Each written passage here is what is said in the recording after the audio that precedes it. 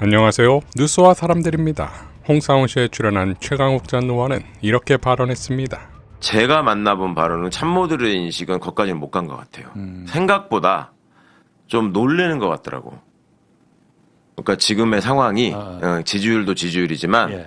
지지율이 왜 떨어졌는지를 저 같은 사람도 제 생각을 얘기할 거 아니에요. 그간에 이런 일이 있었는데 예. 여기서 왜 사람들이 이상하게 생각하거나 마음이 식었다거나 아니면 뭐 등을 돌린다고까지 얘기하거나 하는 일이 왜 없겠냐. 예. 이게 어디서 비롯된 건지를 명확히 알아야 되고 그런 점을 유시민 작가가 증축 재건축이라는 표현으로 비유를 했는데 그거를 잘 진짜 체크해야 된다, 판단해야 된다. 예. 근데 그거를 그 정도까지 심각하다고는 느끼지를 못하고 있었던 것 같아. 뭐랄까 이제 특별한 이렇게 상황이라고 생각하고 막 정신 차리고 움직이는 것 같긴 해요. 근데 그거를 그간의 문제를 일으켰던 주체들이 이제 어떻게 행동하느냐로 결론이 나겠죠. 네. 민주당 국회의원 워크숍에 참석한 강훈식 비서실장은 이렇게 발언했습니다. 중도층을 품기 위해서는 영국 노동당처럼 제3의 길을 갈 필요가 있다. 마크롱 대통령은 68세대로 대표되는 기존 진보정치 문법에 대한 대중의 피로감을 정확히 파악했다. 정치는 100% 수요자 우위의 시장이다. 대중들의 수요에 잘 응답하는 정당이 되어달라. 청년 세대 지지율을 50% 이상 확보해야 한다. 청년 세대의 지지를 얻지 못하면 미래 세대를 위한 정치를 논할 명분이 사라진다. 자, 지지율 폭락하는 소리가 또 들리지요. 지금 그토록 강조한 외연 확장의 결과가 이현주와 이병태냐는 비아냥이 나옵니다. 배재고 사태가 민주당 내 리박스쿨 논란이 일었을 때 침묵하던 민주당으로 반대를 무릅쓰고 이병태를 임명한 이재명 정부로 확장되고 있는 것은 참담한 일이지요. 이병태 규제합리화위원회 부위원장이 자신의 SNS에 고등학교 야구 라이벌전에서 스타벅스 논란을 경쟁팀 조롱에 활용했다는 학생들의 일탈을 처리하는 우리 사회의 모습은 무엇인가? 이 땅에 5.18이 그런 성역이 된 것이다. 행위가 5.18 자체가 아니라 스벅 논란에 대한 풍자로 이해할 수도 있는 사안인데도 역사의 성역화로 어린 학생들의 장난에 가까운 일탈도 수용이 안 되고 어른들의 정치가 되었다. 자, 황희두 이사는 늘 말씀드리지만 반인륜적인 혐오를 일삼거나 옹호하는 사람들의 대표적인 화법이 바로 땡땡땡은 성역인가입니다.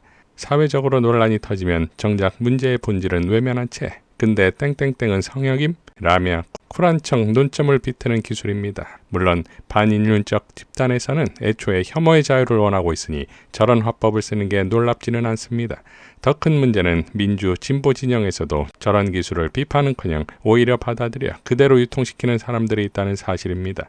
역사적 맥락과 사건의 본질은 모두 지운 채 지금 성역화하냐? 그럼 B는 C는 같은 식으로 집단 좌표를 찍기 시작하면 대부분 침묵하게 되고 결국 문제의 본질도 흐려집니다. 그 결과 이제는 김구 선생님, 유관순 열사님, 안중근 의사님한테도 성역은 없다며 조롱하는 일이 벌어지고 있습니다. 그래놓고 정작 전국민적 분노를 살만한 사건이 터지면 독립운동가를 지켜야 한다며 앞장서 목소리를 높이는 모습을 어떻게 봐야 합니까?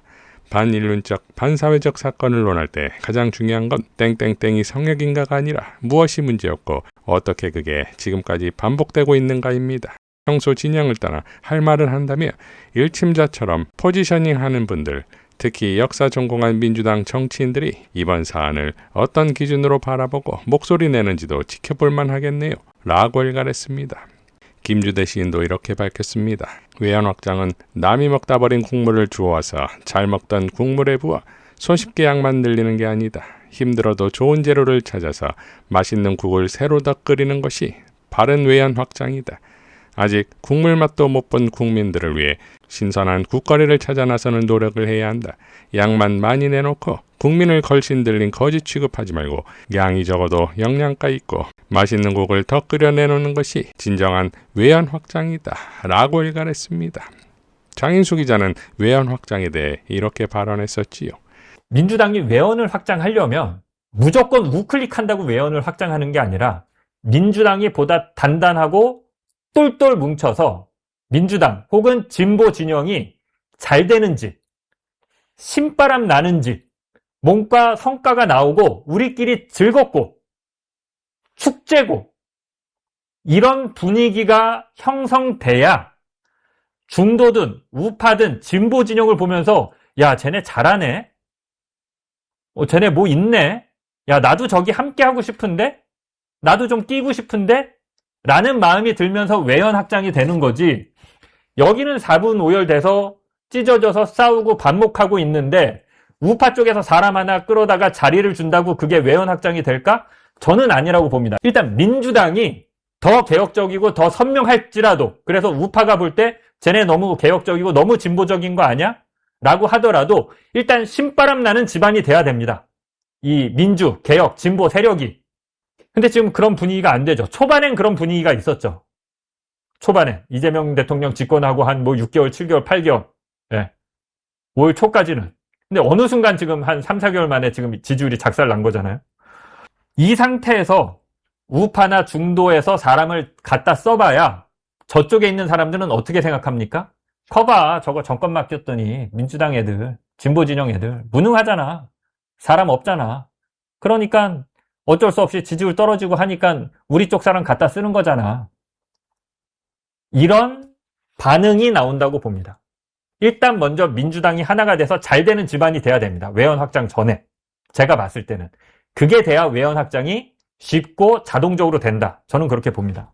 자, 정치적 무지. 무관심은 중도가 아닙니다. 정치를 알게 되면 어느 쪽이든 입장을 갖게 되는 것이지요. 지난 6월 김어준 총수는 은 위원장에게 이렇게 발언했었지요. 그리고 우리 은 위원장 씨는 정치에 대해서 물어보기엔 너무 모르는구나. 아, 맞습니다. 저는 정말 죄송하지만 네. 중독.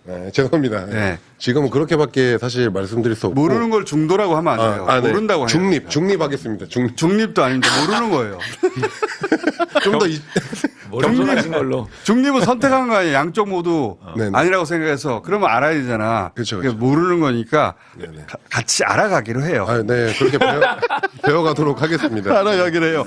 범진보 의석 190석이 있고 내란 청산과 검찰 법원 개혁이라는 해결할 수 있는 역사적 과제가 눈앞에 있고 국민의 막강한 지지를 가진 정부가 하루아침에 코어 지지층을 등돌리게 지지율이 폭락하더니 중도를 잡아 외연을 확장시키겠다니 미치고 환장할 노릇이 아닙니까?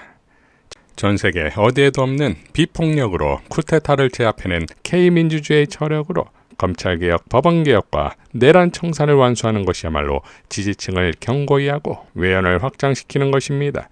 이것이야말로 전 세계가 차용해갈 이재명 정치가 될 수 있는 것인데 너무나 안타깝지요.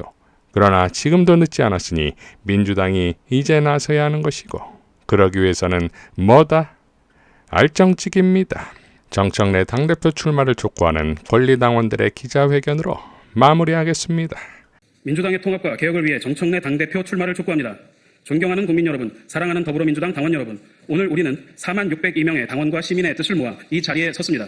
이번 서명은 민주당 안팎에서 정청래 의원의 불출마를 요구하는 목소리가 이어지던 시기에 시작됐습니다. 당원이 선택하기도 전에 특정 후보의 불출마를 압박하는 움직임에 많은 당원들은 문제의식을 느꼈습니다. 그래서 우리는 당원이 직접 선택하는 전당대회가 되어야 한다는 마음으로 이 서명을 시작했고 지금까지 4만여 명의 당원과 시민이 함께해 주셨습니다. 오늘 우리는 그 뜻을 모아 정청래 의원의 당대표 출마를 공식적으로 촉구합니다. 존경하는 당원 여러분, 지금 민주당은 중요한 갈림길에 서 있습니다. 이재명 정부를 흔들림 없이 뒷받침하고 검찰개혁, 사법개혁, 언론개혁이라는 시대적 과제를 완수해야 합니다. 무엇보다 집권 여당으로서 하나된 모습으로 국민의 신뢰에 부응해야 합니다. 그러나 민주당 안에서는 민주정부의 역사를 부정하거나 현 전직 대통령을 향한 도를 넘는 비난과 조롱이 이어지며 불필요한 갈등과 분열이 반복되고 있습니다. 내부를 향한 공격은 민주당의 힘을 약화시키고 결국 그 부담은 이재명 정부와 대통령에게 돌아갈 수밖에 없습니다. 지금 민주당에 필요한 것은 편 가르기가 아니라 통합입니다. 김대중의 역사와 노무현의 역사, 문재인의 역사와 이재명의 역사는 서로를 부정하는 역사가 아니라 함께 이어가야 할 민주당의 역사입니다. 그 역사를 존중하고 당을 하나로 묶고 개혁을 완수하며 이재명 정부에 가장 든든하게 뒷받침할 당대표가 필요합니다. 우리는 그 적임자가 정청래 의원이라고 확신합니다. 정청래 의원은 그 누구보다 당원의 뜻을 존중해온 정치인입니다. 당이 어려울 때마다 가장 앞서서 싸웠고 개인의 정치적 유불리보다 언제나 민주당을 먼저 선택했습니다. 억울한 공천 탈락 앞에서도 당을 떠나지 않았으며 선당우사를 행동으로 실천했습니다. 당대표 재임 당시에는 권리당원 1인 1표를 시연했으며 당원 주권의 새로운 시대를 열었습니다. 국회 법제사법위원장과 국회 탄핵소추위원장으로 민주주의를 지켜냈고 검찰개혁과 사법개혁, 언론개혁을 가장 앞에서 추진해왔습니다. 무엇보다 이재명 대통령과 오랜 정치적 신뢰를 바탕으로 정부의 성공을 위해 함께 싸워온 정치인입니다. 이번 전당대회는 권리당원 1인 1표 시대를 본격적으로 여는 첫 출발선입니다. 또한 민주당의 향후 2년과 다음 총선 승리를 책임질 지도부를 선택하는 중요한 순간입니다. 정청래 의원은 당대표직에서 물러나며 국민과 당원 앞에 약속했습니다. 당원 주권을 지키고 개혁을 멈추지 않으며 이재명 정부의 성공을 끝까지 책임진다고 말입니다. 우리는 그 약속을 믿습니다. 그리고 그 약속을 완성해 주실 것을 요청드립니다. 우리의 요구사항 하나, 이번 전당대회는 민주당의 축제가 되어야 합니다. 그러므로 그 어떠한 외부의 간섭이나 선거 개입은 있어서는 안 됩니다. 하나, 이번 민주당 전당대회는 1인 1표제를 실현하는 첫 시험대입니다. 당대표와 최고위원은 당원들이 결정합니다. 정청래 의원은 그동안 민주당이 선당후사를 필요로 할 때마다 언제나 몸소 선당후사를 실현해 주셨습니다. 지금 민주당에 필요한 선당후사는 바로 정청래 당대표 출마입니다. 이에 우리는 4만여 명의 당원과 시민의 뜻을 모아 정청래 의원께서 당대표 선거에 출마해 주실 것을 강력히 촉구드립니다. 감사합니다. 이상 뉴스와 사람들이었습니다. 시청해 주셔서 감사드립니다.